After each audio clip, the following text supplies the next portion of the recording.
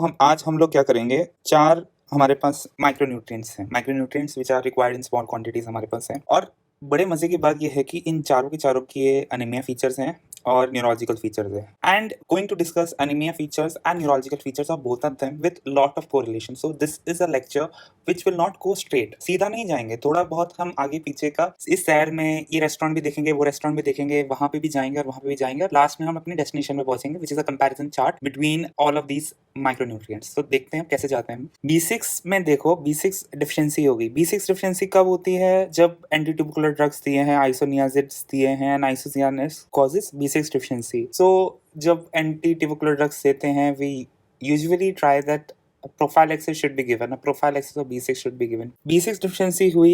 This is a picture, and this is a picture of MCHC, which is, what is this? This is microcytic hypochromic anemia. A long name, but a simple name. Microcytic. Micro means छोटा cell, and hypochromic means इसमें colour कम है, hypochromic less color. So microcytic, small cell, microscopic cell with a larger area of pallor. The pallor area should be 1/3 of the cell. It is crossing that 1/3 area.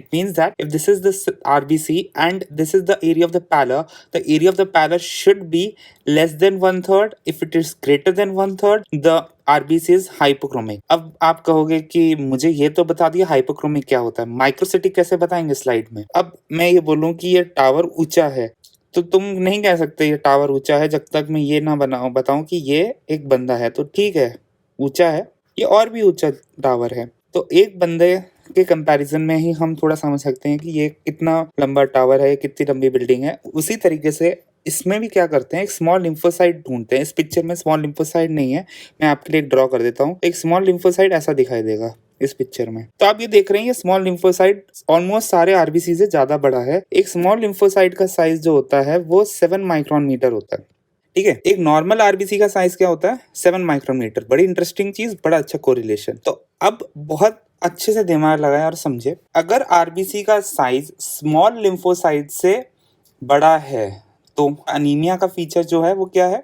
Macrocytic. अगर RBC का size इस small lymphocyte से छोटा है तो anaemia क्या है? Microcytic. तो इसमें क्या हो रहा है? स्मॉल लिम्फोसाइट बड़ा है, आरबीसी छोटा है, तो माइक्रोसिटिक अनीमिया, हाइपोक्रेमिक अनीमिया। और ये जो पिक्चर है, ये पिक्चर है Pappenheimer bodies which are seen in sideroblastic anaemia, and this is a bone marrow smear. एक कंसेप्ट और समझना है हमें, और वो क्या समझना है, थोड़ा सा माइक्रोसिटिक हाइपोक्रोमिक अनीमिया के बारे में समझेंगे, क्योंकि B6 में भी होता है और आयरन डेफिशिएंसी में भी होता है। माइक्रोसिटिक हाइपोक्रोमिक अनीमियाज जो हैं, बेसिक पैथोफिजियोलॉजी क्या है? कम हीमोग्लोबिन। इस एक शब्द से पूरे माइक्रोसिटिक हाइपोक्रोमिक अनीमिया के कॉजेस कंप्लीट हो गए। पूछें कैसे? हीमोग्लोबिन को तोड़ो, हीमोग्लोबिन में क्या होता है? आयरन। हीमोग्लोबिन में होता है protoporphyrin ring.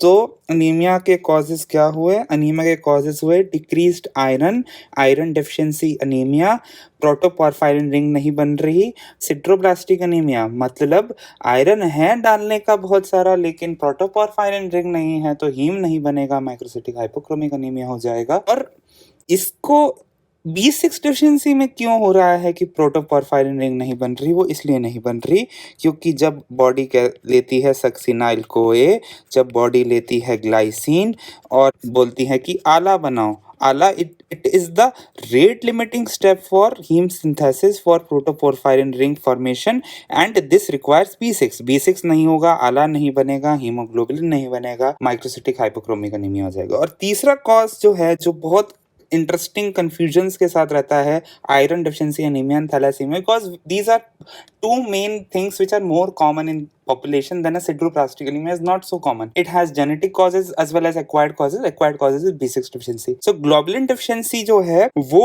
quantitative disorder of globulin, याद आया? Thalassaemia. Qualitative disorder is sickle cell anemia, जो इस कैटेगरी में नहीं आता। तो डिक्रीज बोला था, हीम बोला था, दो चीजें बन गई, ग्लोबुलिन बोला था, थैलासीमिया बन गया, हमने माइक्रोसिटिक हाइपोक्रोमिक अनीमिया भी कर लिया। अब इसके न्यूरोलॉजिकल फीचर समझे। B6 causes peripheral neuropathy. B6 क्या करता है, पेरिफेरल न्यूरोपैथी करता है। पेरिफेरल न्यूरोपैथी से क्या होगा, बंदा बोलेगा मेरे पैरों पे चींटियां घूम रही है, मुझे ऐसा लगता है। ये हेलुसिनेशन नहीं है, डिल्यूजन नहीं है, इसको पता है चींटियां नहीं है मेरे पैर में, वो बस डिस्क्राइब कर रहा है इसको कैसा लग रहा है। Tingling sensation, paraesthesia means abnormal sensation are felt. So peripheral neuropathy is seen in B6 which is presentation क्या बोली जाएगी, ए प्रेजेंटेशन ATT दिया जा रहा है पेशेंट को and the patient is developing anaemia, the patient is developing peripheral neuropathy. तो आपको क्या देना है, आपको पैराडॉक्सिन देना है, because these are the two manifestations of B6 deficiency. अब विटामिन ई देखते हैं। विटामिन ई में ये पेरिफेरल सीमियर, हाँ, तो ये पेरिफेरल स्मीयर में ये पिक्चर है। अब ये पिक्चर जो है, ये सेल जो है अकैंथोसाइट का, अकैंथोसाइट बोलते ही कहानी थोड़ी फिर से साइडलाइन होगी। ये अकैंथोसाइट, ये बर्सेल, कैसे समझेंगे कौन सा है। अकैंथोसाइट स्पाइकी होगा, इरेगुलर स्पाइक होंगे, ज्यादातर सेल ऐसे ही होंगे, स्पाइक्स होंगे अजीब अजीब से, इरेगुलर से। देखो स्पाइकी सेल्स हैं, कुछ हैं सॉफ्ट प्रोजेक्शंस मिल जाएंगी, लेकिन ज्यादातर सेल्स में जो है इरेगुलर स्पाइक्स हैं, कोई किसी लेंथ का है, कोई किसी लेंथ का है, कोई यूनिफॉर्मिटी नहीं है। Acanthocytes are seen in 3 causes. One is liver cell disease, liver disease. One is a beta lipoproteinemia, जिसमें जो इंटेस्टाइन्स होती हैं वो B100, B48 नहीं बना पाती, डिसऑर्डर हो जाता है, तो एपिथेलियम में ही फैट जम जाता है, ए बीटा लिपोप्रोटीनीमिया। और विटामिन ई हमने पढ़ लिया। उसके बाद अब इसको बर्थ सेल से डिफरेंशिएट करना बहुत जरूरी है, बहुत इंपॉर्टेंट क्वेश्चन है। रेगुलर स्मूथ स्पाइकी अपीयरेंस, ज्यादातर सेल्स देखो ऐसे ही हैं। तो birth cells have regular projections and uniform projections while acanthocytes have irregular projections with a spike. अब आगे बढ़ते हैं। अकैंथोसाइट एस्टैब्लिश हो गया विटामिन ई में। अब मैं यहाँ पे स्पाइनल कॉर्ड का एक सेक्शन रखा हुआ है, ये अभी हम समझेंगे, कंपैरिजन में समझेंगे। विटामिन B12 लेके आते हैं। विटामिन B12 में ये न्यूट्रोफिल देखो कितने सारे सेगमेंट है, 1 2 3 4 5 6 7। It is a hyper segmented neutrophil with greater than 5 lobes, hyper segmented neutrophil with large RBCs, macrocytes. So macrocytic anemia is seen in vitamin B12. Neurological features होते हैं, अब समझते हैं। विटामिन ई जो होता है, फ्राइडरिच अटैक्सिया जैसी न्यूरोलॉजिकल फीचर्स होते हैं। फ्राइडरिच अटैक्सिया में और भी चीज़ें होंगी, वो भी हम साइड में जाके देखेंगे, लेकिन फ्राइडरिच अटैक्सिया के न्यूरोलॉजिकल फीचर्स और विटामिन ई के न्यूरोलॉजिकल फीचर्स बिल्कुल एग्जैक्ट सेम। क्या होते हैं फ्राइडरिच अटैक्सिया में? फ्राइडरिच अटैक्सिया में डॉर्सल रूट गैंग्लियन इन्वॉल्व हो जाता है, जिसकी वजह से ए रिफ्लेक्सिया होता है। ए रिफ्लेक्सिया क्यों होता है? क्योंकि रिफ्लेक्स आर्क जो है वो इंटरप्टेड हो जाती है। और क्या होता है इसमें?